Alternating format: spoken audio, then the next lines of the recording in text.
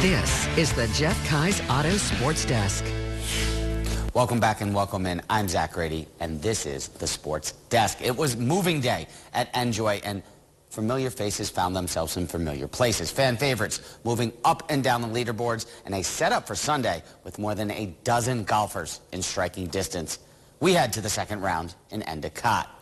Fan favorite John Daly signing some autographs for the En-Joie faithful here, teeing off on the par 3 14th. He par that hole 2 under for the day. Bob Estes on 13. This a birdie and a share of the lead.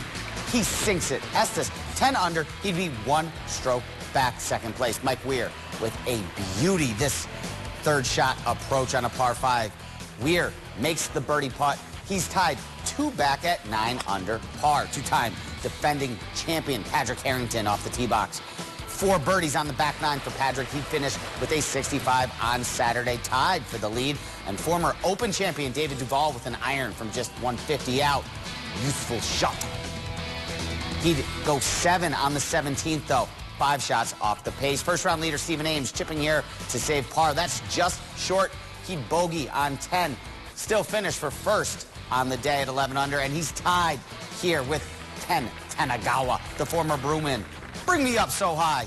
Where those Eagles fly. His second Eagle of the afternoon. 11 under as we head to Sunday. A 4-pack sits at 8 under.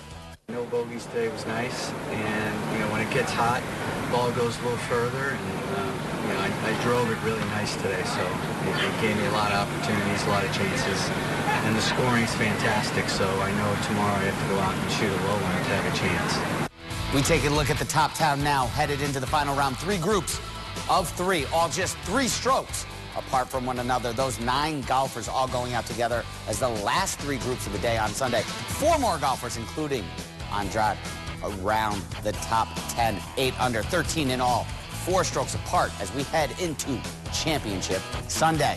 Bearcat alum Eric Holt back on the track for Saturday's Team USA track and field trials. The Binghamton grad put up the 5th fastest time in qualifying on Friday. Now Holt hoping for a repeat performance and a spot in Sunday's finals. Unfortunately for Holt, his 1,500-meter Olympic dreams done for right now. Top 5 from each semifinal plus the next 2 times make the final.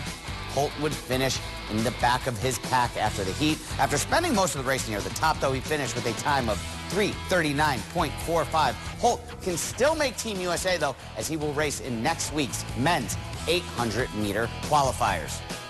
Rumble Ponies in a July pennant race. This the final weekend of the first half. Binghamton in a 3-horse race for first place and one of the Northeast Division playoff spots.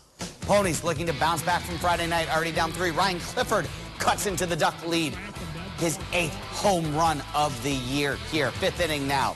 Still 3-1. Alex Ramirez.